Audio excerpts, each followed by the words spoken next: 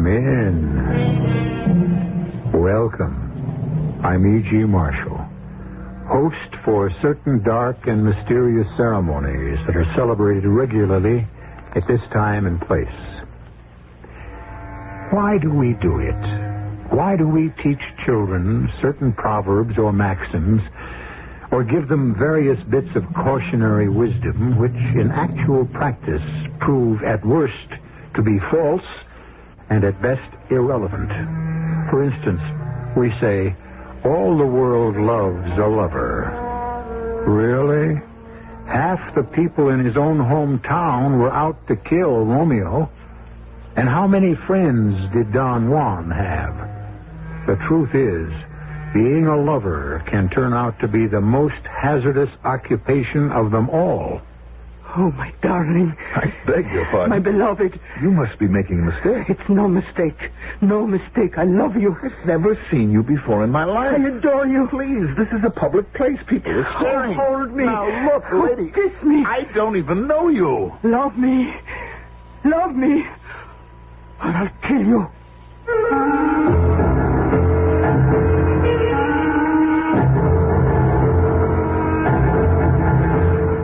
Our mystery drama, Demon Lover, was written especially for the Mystery Theater by Sam Dan and stars Mandel Kramer.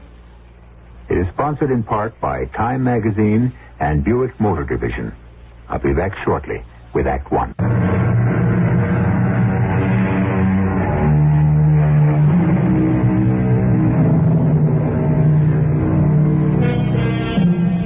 Why are so many love stories written? Well, writers love them. A writer doesn't have to prove or justify anything as far as love is concerned. His characters fall in love because he commands them to, for any reason or for no reason. And isn't that also the way it is in what we are pleased to call real life? Look at some of the romantic combinations of your own acquaintance. Can you figure them out? Why do people fall in love? Here, we deal in answers. And so, we're about to meet Professor Albert Morrison. It's 2 a.m. I know it is 2 a.m., even though there is no clock in the room. And they've taken my wristwatch from me. There was nothing malicious about that. Evidently, they fear I could break the crystal and do myself some injury. Of course, I could ring for the orderly, and he would tell me. The big heavy one, Joe, he's on tonight. And for all that he looks like a gorilla, he's really very kind and gentle. I don't have to ask anyone. I can see the sky. And I can tell by the location of Cassiopeia. You see, I can center the whole constellation between the 2 middle bars of the window. Well, it doesn't really matter what time it is. I don't think I'll be going anywhere. But the fact is, I am right about the time because I hear Joe outside with my 2 o'clock medication. You asleep, Doc? No. I got your pill. I swiped some grape juice for you. Thanks, Joe. You know, you're supposed to drink it with water. But I know how much you like grape juice. You're very kind, Joe. I think you're getting a bum deal. You know, after all, what'd you do? You killed a dame. Well, so what? One less dame in the world. Who's going to miss her, huh? Doc? Yes, Joe? I quit fighting City Hall. City Hall? Yeah, the wheels. You know, the establishment. You know what I mean. Look, they want to think you're nuts. Okay, leave them. Go along. Play ball. Then they'll say, oh, well, we got to give him therapy and return him as a useful member of society. Huh? You follow that? Yes, I think so. And so you play the game with him for a year or 2 years. Yeah, just to make it look good. You follow that? Huh? And before you know it, you're free. You're out of here. And it's like nothing ever happened. And believe me, Doc, in your whole life, nobody's ever going to give you a better chunk of advice. Thank you, Joe. Now, tomorrow, I got it through the grapevine. You're getting a new doctor. I hadn't heard that. Yeah. Somebody who wrote a couple of books. And so she's suddenly a hot property. She? Yeah, Dane. So she'll be out to score points. Just lead her along, you know? Leave her find out you ain't with us. Look, Joe, I can't play a role. The truth is that... Truth. Oh. That's the trouble with you educated guys. You worry about the truth.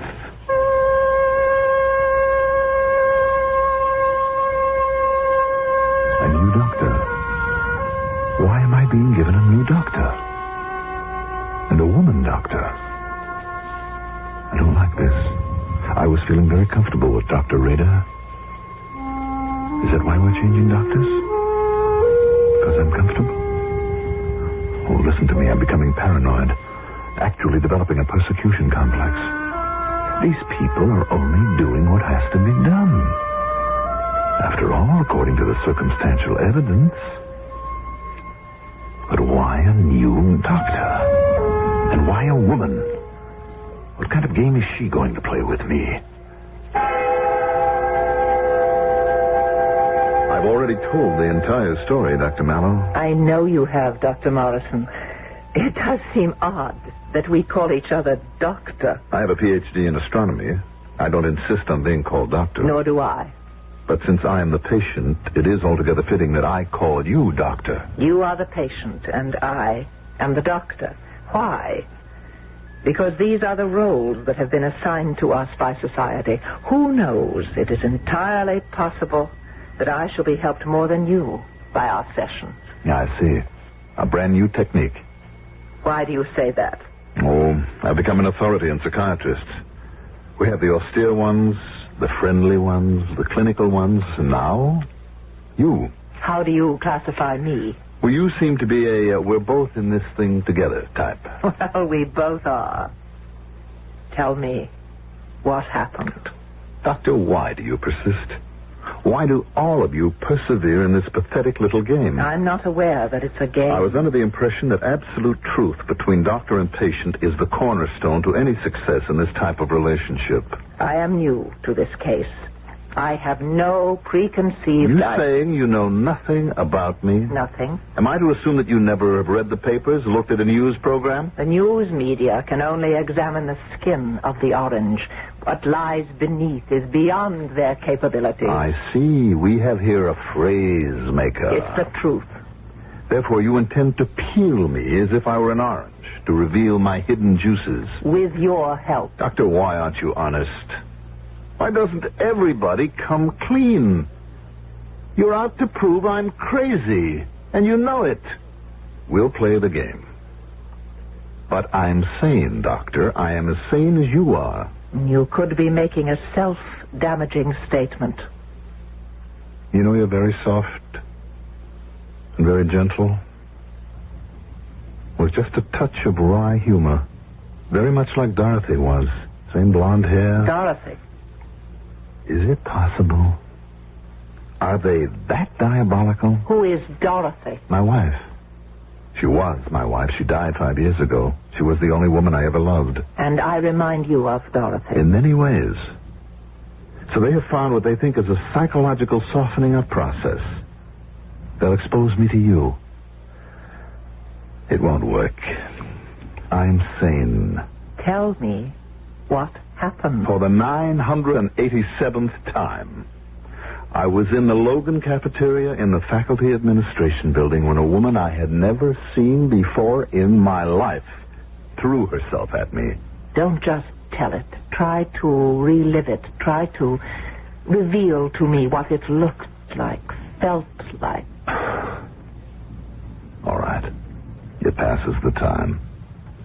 I have already said I was in the Logan cafeteria. I generally don't eat there, but on Fridays they have New England clam chowder. So I bought myself a bowl and I found a quiet table and I was enjoying my clam chowder.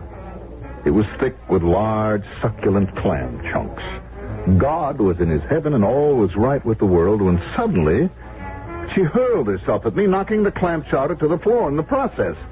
I remember I said, "Madam, please," but she threw her arms around me, began to cover my face, mouth with kisses. "Please, madam, please." Oh, I love you. I love you. You must be making a mistake. Darling. What is the meaning of this? Please, who are you? I must have you. Always. Madam, this is certainly some mistake. No. Now, please. No. Don't push me away. Take me. Love me. You have confused me with someone else. No, I know who you are, what you are. Now I know why I was born, to love you. I tell you, this is all a mistake. I wouldn't want you to make... Love me now. Look, can't we discuss this? Love me here. Rationally, Love please. me. We're starting a scene. People are looking I all don't over. care. I defy the world. I don't care. Excuse me. Please, excuse me. Oh, love me. Please, will you excuse me? I adore you. Excuse me. Somehow I broke away from her. I ran to the door into the street. I ran all the way across the campus. I didn't stop running till I came to my apartment. When I arrived there, the phone was already ringing. Hello? Orison, this is Clemens. Yes? Jim Clemens, President Clemens. Oh, yes, sir. Get over here to my office at once. Jim? Mr. Clemens. President Clemens, sir. Oh, boy. Well, Doctor, when the president of the university says, "Get over here," you get over there. And I did. And he was loaded for bear. He harangued me for 10 solid minutes before I could get a word in edgewise, and when I finally did, he refused to believe it. You expect me to believe that? It's the truth. Now, I warn you, Al, don't insult my intelligence. I know how you feel about me. I know how you all do. I got the job because I know how to raise money, not because of any intellectual brilliance. Now, you look down on me, but don't you think you can take me in with a story like that? I haven't told you a story. I said I never saw that woman before in my life. That's a one-sentence story, and it is a lie. I was sitting there minding my own business, enjoying my clam chowder, when this woman attacked me. Okay. I expect trouble with my political science people, with my arts people. But you fellows, you astronomers, you never bothered anybody. That's not true. Galileo and Copernicus presented the authorities with a great deal of trouble. I mean in 400 years. Oh, Al, help me out. What are you talking about? Her name, it's Maria Capuchin. She's an exchange professor. She's considered the leading poet of her country. She's delicate, ethereal, shy. Clem, are you serious? You attacked her. 100 people in that cafeteria saw her attack me. Not quite. She passed by your table and you seized her. Why? Because you're crazy. No, you're not crazy. You're mentally unbalanced. You're having a nervous breakdown. I can't believe what you're saying. Al, the exchange program between our country and hers, well, a lot of people don't want it to work. We can't have any scandal. You see, they love her back home. If you can't come off as a nut, we'll have an international incident on our hands. I don't care. The government wants us to preserve her reputation at all costs. How about my reputation? We must all make sacrifices. We? What sacrifices are you going to make? You need a new telescope as the observatory? We can get a government grant. The answer's no. Albert. That woman is crazy. That's the kindest word I can think of to describe her. She threw herself at me for no reason at all. Think it over. Think of what's at stake. All right, what is at stake? Many things. For one, the foreign policy of our country. For another, peaceful relations with one of the most powerful nations in the world. But, most important, I would say, your job. Now, Albert, will you think about it?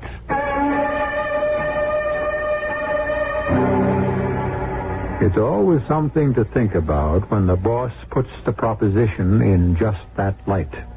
Well, here we have Albert Morrison, a quiet, retiring professor of astronomy, locked up in an institution for the criminally disturbed, recounting the story of how he got there.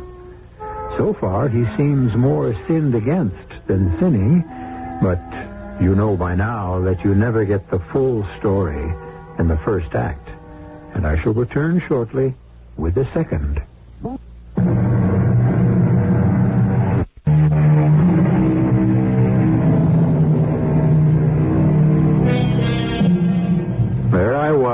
minding my own business when this beautiful blonde threw her arms around my neck and started making passionate love to me. I tell you, I never saw her before in my life. This is the story that Albert Morrison, an astronomy professor, is telling Dr. Florence Mallow, a psychiatrist, in a state institution for the criminally disturbed. How did things get this far? You insist you never saw Maria Capuchin before. It's true, Doctor. But you changed your story. I have it here. I know. That's a lie. This affidavit of yours is a lie. Yes. Why did you sign it? They brainwashed me. Are you serious? Doctor, what do you think brainwashing is? Weeks? Months? Of physical and mental torture? Until at last the exhausted and ravaged psyche collapses? No. It can be done in an hour.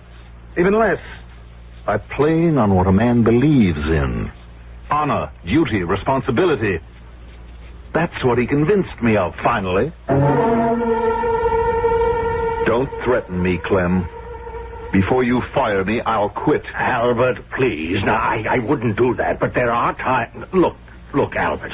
A man has to make sacrifices for his country. The more peaceful contacts we can have with her country, the better for our economy. Albert, it is the policy of our government, our democratically elected government has chosen in relation to her country. And who are you to sabotage relations between us and them? Especially since you believe in peace. This stubbornness of yours could cost friends of yours their jobs. Now you must help us. All right, Clem, let's make sure we understand each other. We do. I was minding my own business, and she simply attacked me. Now, that's what happened, isn't it? Yes, but for public consumption, and for reasons that we understand, we're saying that I was the aggressor. Precisely. Now, just sign this affidavit that you've been feeling psychologically disturbed for quite a while, and you request psychiatric help. I still don't know if I'm doing the right thing. Albert, we are in your hands. You must save us. All right. Well, when do I have to go to the nut house? Oh, please, Albert. It's a sanitarium. When? Now, I suppose. I mean, why wait? Well, I have some things to take care of. Papers I want to finish. I'd like to work on them tonight. Could I go in the morning? Absolutely. All right, Clem. Goodbye. Albert, I know how you feel. But believe me, one day we'll both look back on this, and we're going to laugh. And that's why you signed this affidavit? Yes. Very well. You returned to your apartment. What did you do? I put some things in order. I wrote another chapter in my book, and then... Yes? Then the bell rang. I opened the door. And she was standing there. Yes. She was standing there. Oh, my beloved. Oh, no. Please, I'm busy. Why, my beloved, do you spurn me, reject me? Just a minute. Let me close this door. Very well. We had no audience like the one in the cafeteria. You have no one to play to. Play? What is this act all about? Oh, I love you. You've never seen me before. Admit that. I love you. Look, I understand that you are the great love poet. Poetess, back in your own country. Now, what are you out to do? Get some publicity? I love you. That needle is stuck. I adore you. Why me? I have 10, 15 years on you. What do you want from me? I worship you. Fine. Let it be the way you say. Love, adore, worship. Let's assume that you fell in love with me at first sight. That happens. But I didn't fall in love with you. Take me. I don't want you. Do you understand? I don't want any woman. The memory of my wife is enough for me. I must have you. You speak English. Don't you understand it? I will have you. I don't want to be impolite, but I must ask you to leave. I shall never leave you. Please. I was born to love you. Can't I make you understand? It is the will of the gods that I love you. I shall not disobey them. What gods? The gods. Can't you hear them? No. The gods are speaking. Fulfill your destiny. Love each other. Are you sure you're not writing a poem? We must not. We cannot. We shall not defy the gods. Oh, Please, take me in your arms. Please don't force me to do something. There's another woman. There was another woman. She must step aside to give you up. She is dead. She claims you still. She must give way. Whether she does or she doesn't, Mr. Puchin, quite frankly, I am not interested in you that way. No other woman shall have you. No other woman does have me. Dead or alive, she shall give you up. Let me call you a cab and you can go home.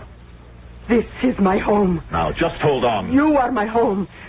Isn't that what the goddess Isis declared to Ra, the immortal lord of all creation? I wouldn't know. Obey the gods and love me. Now, look, I am very sorry, but I just can't. But you must. You must love me. No other woman can have you. I'll kill you first. Now, just hold on a minute. I must kill you. It's the will of the gods. That pistol of yours is small, but it can certainly do the job, so don't point it at me. Say you love me. I really can't do that. Then die. No, you don't. Now, you let go of that thing, you idiot. I must kill you. Let go.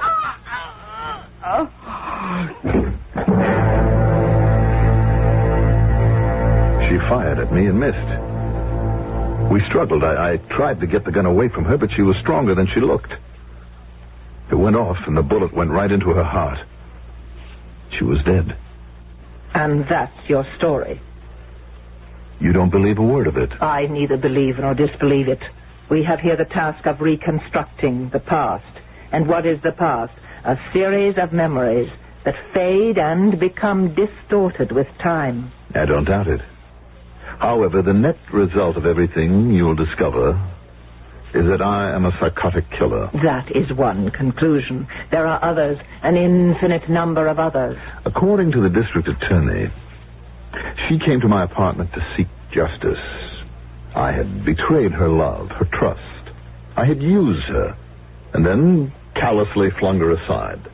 She confronted me, and I killed her. That's one story. Now, it would be better for international relations if I were a psychotic rather than a deliberate seducer. Therefore, that's the verdict you folks have to come up with. I want your side of the story.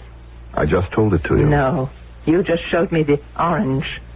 What's under the skin? Nothing.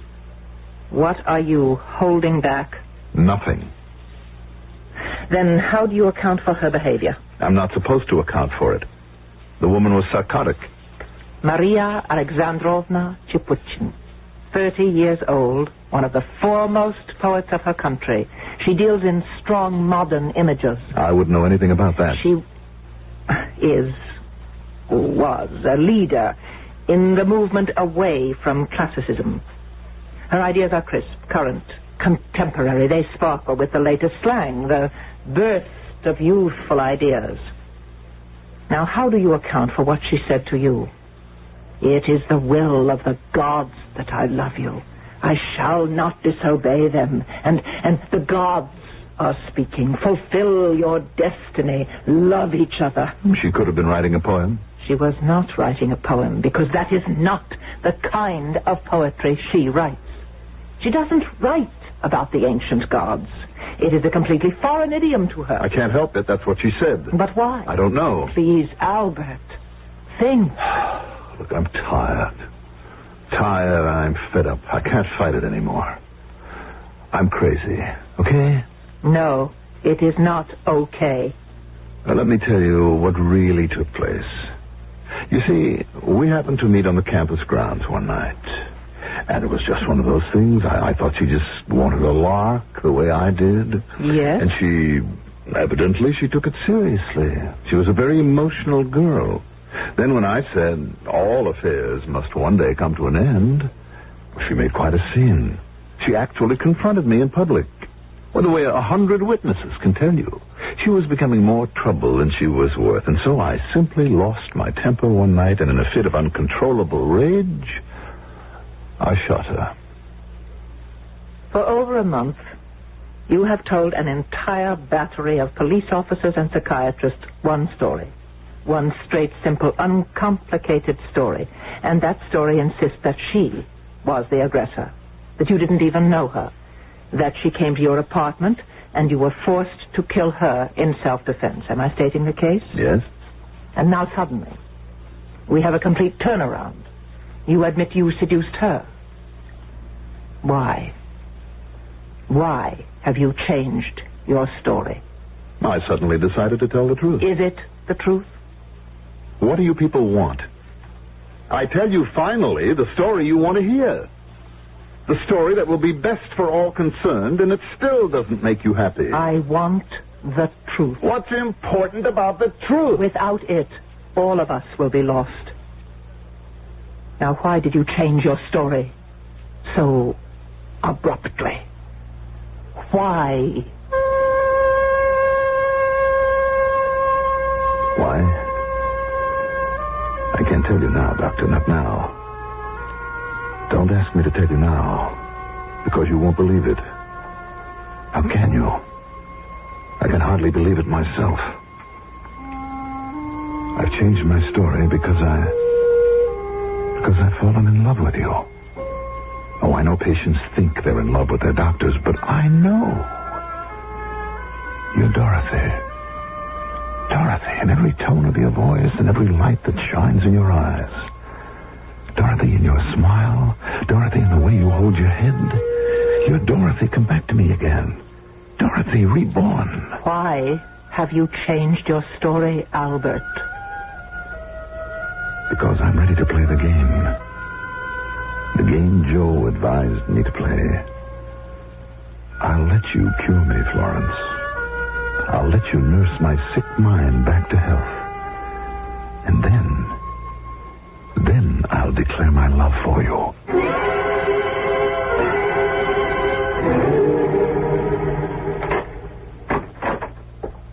Hey, it's breakfast time, Professor. Wonderful, Joe. I'm hungry. Hey, way to go, Professor. Knock them all off. Minerals, vitamins, proteins, the whole joint's talking about you and that Dr. Mallow. Oh, what are they saying? Positive results, pal. You are now listed as a cooperative patient. You sleep good, you eat good. I feel good. Hey, Doc, keep it up. I mean, look. I see you finally took my advice. I don't know what you're talking about. That's the ticket. Dummy up. Don't admit nothing, not even to me. But just string her along, and you can be out of this joint by Christmas. And Doc, she ain't a bad-looking dame. And the grapevine says she goes for you.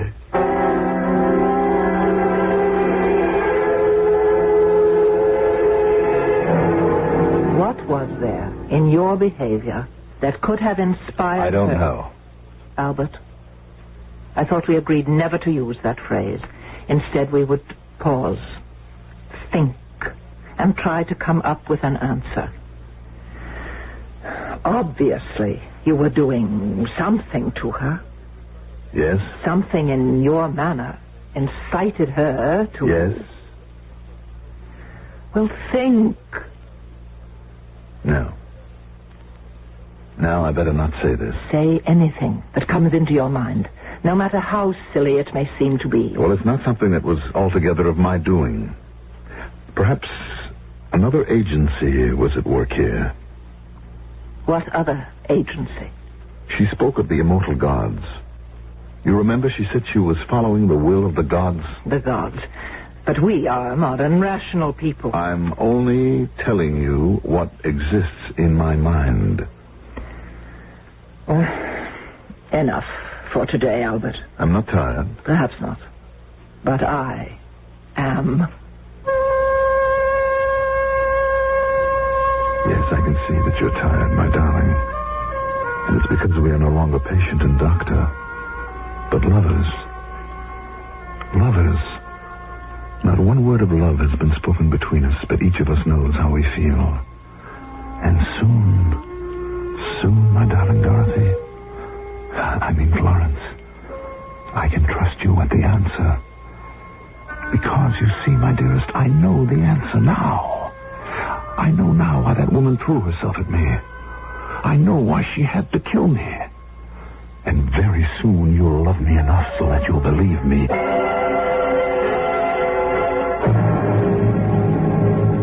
Very well.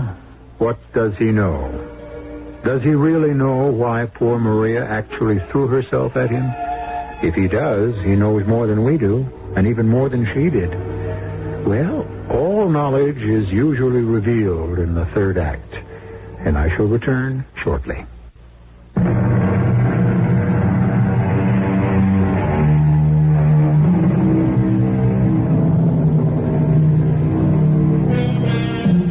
There are many aspects of love, and at this time, we deal with love not as a sweet, sublime, satisfying emotion, but as a violent, destructive force that brings sorrow and death. We can't help these things.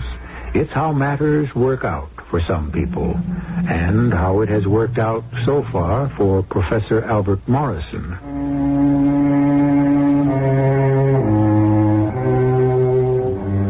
Suddenly it all falls into place. It's remarkable how so many discoveries occur in a sudden flash of insight. We stagger and stumble in the dark, and without warning, the white-hot idea illumines every nook and cranny of our consciousness. I know why that Maria became infatuated. No, not infatuated, fell in love. Not even fell in love, but was consumed. I know. There's only one answer. And it was so obvious. All the time I was wearing the sweater. Dorothy's sweater. Dorothy, even in death, you'll be the one to save me. Remember that sweater, Dorothy? Remember, it was my birthday. I hurried home because your gift was always sure to be something wild and wonderful. Happy birthday, darling. What is that? What do you think? It's a sweater. Well, I know it's a sweater, Dorothy, darling, but what is that all over it?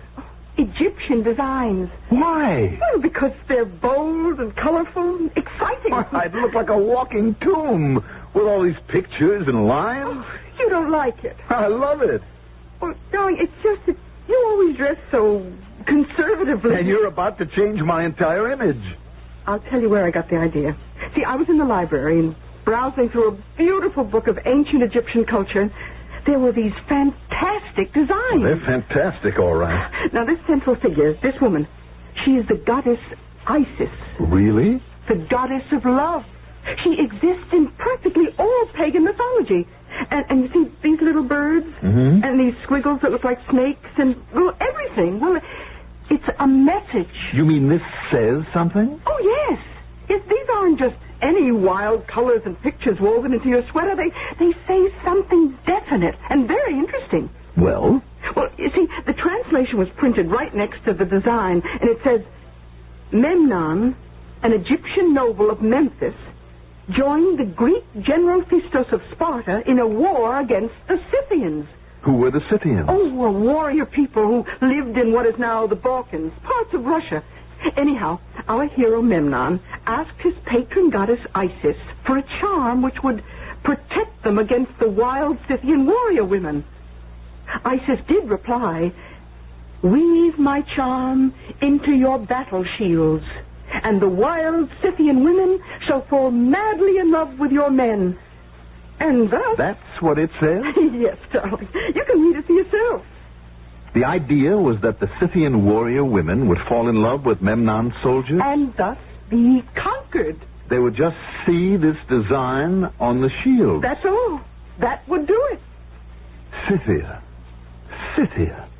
Well, I better not wear this sweater when there are any Russian women around. You never know about these ancient charms and things. Maybe you better not. If you want the truth, I didn't wear it at all.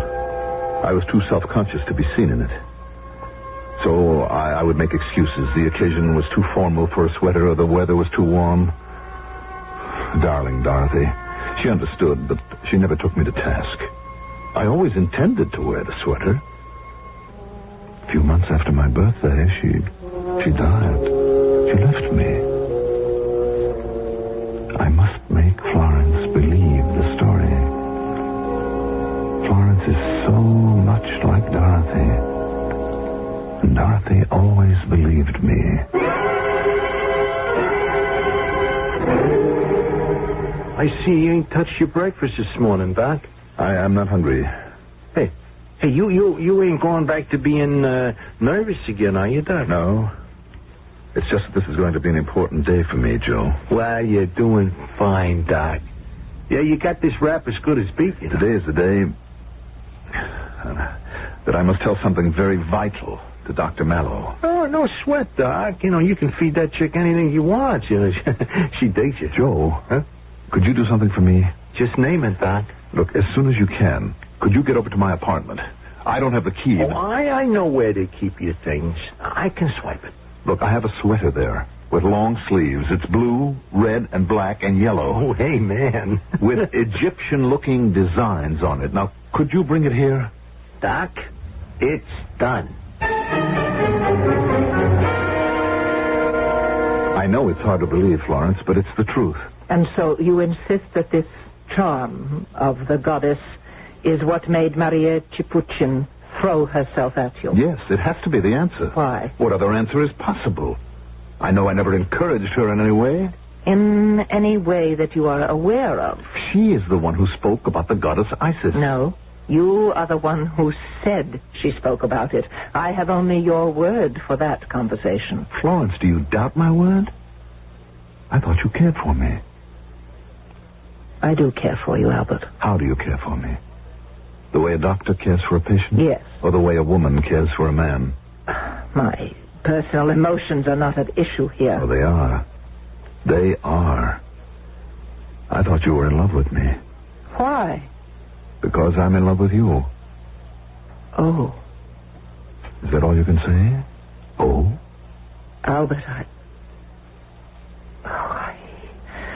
I do care for you. And I just asked you how. I don't want to go into that, not now. Why not now? Because it's too premature. If we're in love, we're in love. How do you know you are in love with me? Love is something you know. You just know. On the other hand, you can still be in love with Dorothy. You think I am Dorothy. I know you are not Dorothy. Well, I'm enough like her. I'm in love with you. Now, getting back to the goddess, Isis, and the sweater. I was wearing the sweater that day in the cafeteria. But why? You said you never wore it. I can prove it. There were witnesses. They would testify to the fact that I wore a crazy-looking sweater. Show it to them. They'll recognize it. But why did you wear it that day? Because it was my birthday. And I couldn't stop thinking about Dorothy. I felt I had to be close to her. And so I wore the sweater that she had made with her own hands. And there, in the cafeteria, Maria Chipuchin saw the design. Maria Chipuchin was obviously a descendant of those Scythian warrior women. But we can't prove that she could read Egyptian picture writing. She didn't have to read it. Her ancestors couldn't read it either. It was the power of the goddess Isis that commanded them. How can you, a man of the 20th century, a doctor of philosophy, an astronomer, a scientist... I'm only telling you what happened. Where is the sweater now, Albert? In my apartment. I sent Joe to bring it. You'll see. You'll read the charm. You'll see how authentic it is. I tell you, Maria did talk about the goddess Isis. I don't care if she was modern. The goddess Isis possessed her soul through that charm. She lost her will, her reason. I can prove to you that what you are saying is nonsense. That there's nothing to it. How? Come in. Oh, I'm sorry. I thought the session was over, Dr. Mallow. What do you have in that bag, Joe? It's all right, Joe. Just leave it here. Thanks. And now, please, excuse us. Yes, ma'am. I said I would prove to you that this is nonsense. Now, put on the sweater. But how will that prove Just any... do as I tell you. I'll explain later. You're the doctor. All right, now. Let me tell you why your theory holds no water at all. I deliberately neglected to say something when you told me your story about Isis. Albert, if it's true, then why don't I... Florence? Florence, is something wrong? Oh, Albert. Oh, my darling. Oh, my beloved. Florence. Come to my arms. Florence, what do you I say? adore you. I love you. Tell me that you love me. Yes, I love you. I do love you. Embrace me. Kiss me. Dorothy, I thought I'd never hold you again. I don't know what happened to me. Suddenly I realize I can't live without you. Dorothy, you've come back. Never let go of me. Never. Hold me closer, closer. Oh, my beloved, say my name. There's poetry when you say it. Florence, oh, come say it. Say it. You're not Dorothy. I'm Florence. I'm your own beloved Florence. You're not Dorothy. Let go of me. Let go. No. Let go. Don't push me away. I said let go. I love you. I have to obey the gods, the immortal gods. You're crazy. You're like the other one. Beloved, hold me. Love me. Don't cast You're me not aside. Dorothy. I thought you were Dorothy. I was so lonely. You're mine. Mine. You belong to me. I'm sorry if there's been a mistake. Isis orders me to love you. What kind of nonsense and therefore are you speaking? You must love me. All this stuff, how can you, a psychiatrist, be taken in by it? You love me. I can't love you. I love Dorothy. Dorothy! She must give you up. No. The gods command it. No other woman can have you. I'll kill you first. You're crazy. If I can't have you, she won't have you either. I don't have to listen to this. I will strangle you with my own bare hands. Isis, give me strength. Don't try. Isis, help me to fulfill thy command. You're choking me. Let go. Ooh.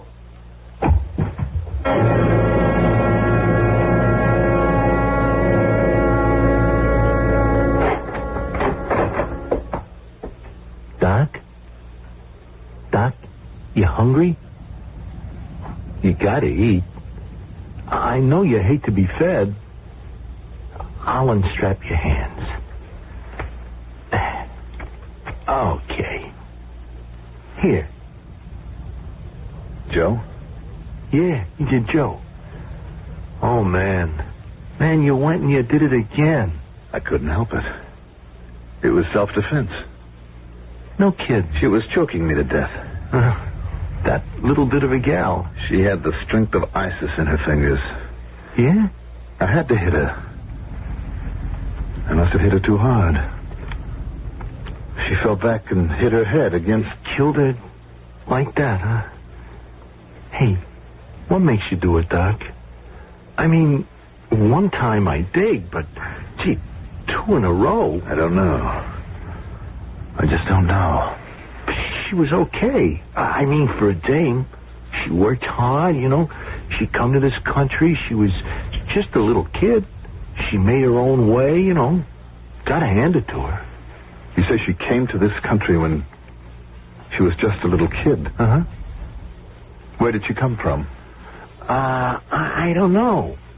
I hear it might have been Russia, Yugoslavia, you know, one of them places. Russia? What's the matter, Doc? That was what you wanted to tell me. Yes, that was what she intended to tell him. That she was also a descendant of the wild Scythian warrior women. And see, the charm would have no effect on her. That's what she intended all along. However, somewhere on the journey between superstition and enlightenment, she became sidetracked. I, on the other hand, shall return here shortly.